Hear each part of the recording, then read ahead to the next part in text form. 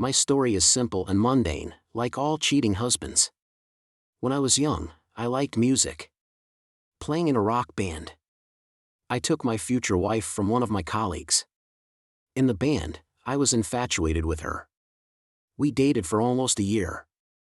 He tried to win her back, but to no avail. Did she love me? I think she did. We ended up getting married.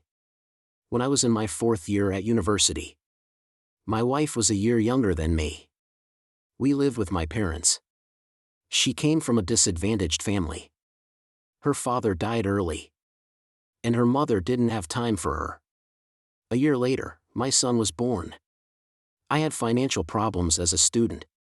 I received a scholarship. But it was barely enough to live on. Of course, my parents helped me in every way they could. I also worked part-time as a security guard. And played in clubs. Overall, I managed to make ends meet. At the end of my studies, I was offered to join the army as an officer. After consulting with my wife, I agreed. I was sent to serve in a big city. As the commander of a reconnaissance platoon. I must say that I was a sporty fellow, a master of sports in biathlon. 2 months later, my wife and son arrived. We were given a room in the officers' dormitory. The life of a serviceman was full of business trips. And I was often absent. At exercises and field camps. My wife was left alone for a long time. She was in charge of our daily life and the child. So we lived for 3 years. One fall, I came home from a brief business trip. 3 years. One fall, I came home from a brief business trip. And in the evening I tried to caress my wife. She denied in every way. Saying that she was tired with the baby. That she was starting her period. Nevertheless, I managed to undress her.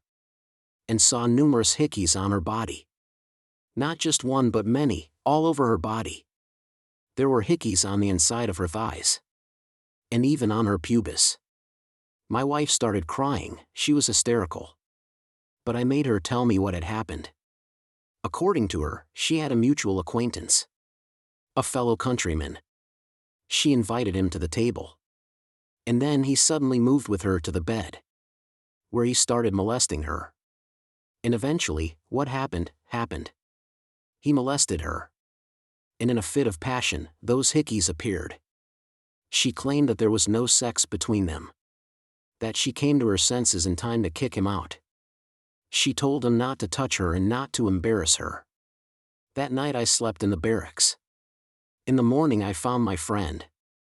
And after some brief physical violence, I forced him to say everything. He apologized to me. I lived in the barracks for a week. Then my wife found me. And persuaded me to come back for my son. I did not make a big fuss. Except for beating up my acquaintance. Nobody in the military unit knew about what had happened. We moved on with her. When the term of my service began to come to an end, I wrote a report. With a request to leave me in the armed forces. That is how I became a professional soldier. A year later, I went on a long business trip. For almost 3 months. And when I came back, kind people told me that while I was there, my wife and her friends were having a good time with young officers. I guessed what the fun was. But I had no direct evidence of adultery. How many times I was going to break up with her. But every time I stayed for the sake of my son. This went on for about 8 years. A daughter was born. My wife was against it. She wanted to have an abortion, but I refused. At the beginning of the 90s, I started going on business trips to hot spots. On one of them I was wounded badly. For 2 weeks I was between life and death. Then I recovered for a long time. But the doctors warned me that I could stay an invalid for life. In total I was discharged. After half a year of wandering around in hospitals. All that time my wife never came to see me. My father and older brother came to pick me up. When I asked where my wife was, my father said she had gone away with a man. And that she had left her children with my parents. Maybe I would have drank myself to death from such betrayal. But there were children and unbearable pain in my soul. I left the army. My health gradually improved. So much so that I passed my medical examination and joined the police. My parents helped me raise my children. So another 10 years passed. My son graduated from the police academy. And my daughter went to university. By that time, we were already living in our own 3-room apartment. Did I have other women? Yes, I did, because I was a human being, and I wanted a woman's caress and comfort at home. But nothing serious happened in my personal life. And then one January evening, the doorbell rang. And my wife showed up at the doorstep. It was my wife, since we were not officially divorced. To be honest, I hardly recognized her. Before me stood a poorly dressed, thin, haggard woman with black circles under her eyes. Then, as usual, tears, words of forgiveness.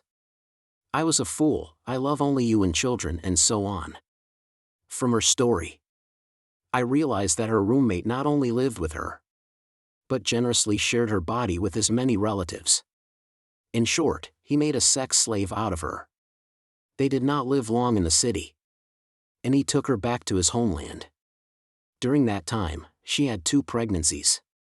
But she aborted them, because her roommate did not want children. So she became psychologically dependent on him. They came to our city with her and his 2 brothers. While they were traveling on business, she ran away from them, got to my parents and mine. Kind-hearted mother gave her my address. We were alone in the apartment. The kids weren't home. About an hour later, the doorbell rang again. And when I opened it, I saw 3 men. One of them pushed me away. And they broke into the apartment. I realized it was my wife's roommate and his relatives. It turned out that one of the brothers had followed her. My wife tried to hide, but they quickly found her and tried to take her away. That's where my skills as a reconnaissance commander came in handy. Anyway, while the police arrived, who had been called by the neighbors, I took my soul away.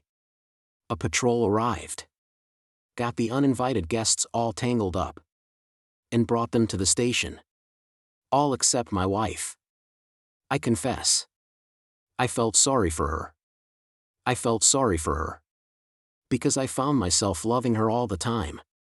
In spite of everything, I had already held a serious position in the police, so I had no problem with uninvited guests. After the required 15 days in jail, and after the appropriate preventive measures, they disappeared from the city forever. My wife stayed at my place. The children came. My son accepted my mother. But my daughter never forgave me for cheating on her. That's how we live. When I look at her, I remember only the good things that happened between us. After all, we did have it. Now my wife has health and mental problems. And no pension. Twice a year, I take her to a sanitarium for health improvement. I am 56 years old now. I am a police colonel in the reserve. I get a good pension. I work in my first profession, as an engineer in a gold mining company. I have more than enough money. I spend it with pleasure. On my children and grandchildren and, of course, on my wife. That's the story. Honestly, I wrote it just to pour out my heart. Honestly, I wrote it just to pour out my heart. Thanks to everyone who took the time to listen to today's stories. If you enjoyed it, please consider liking and subscribing.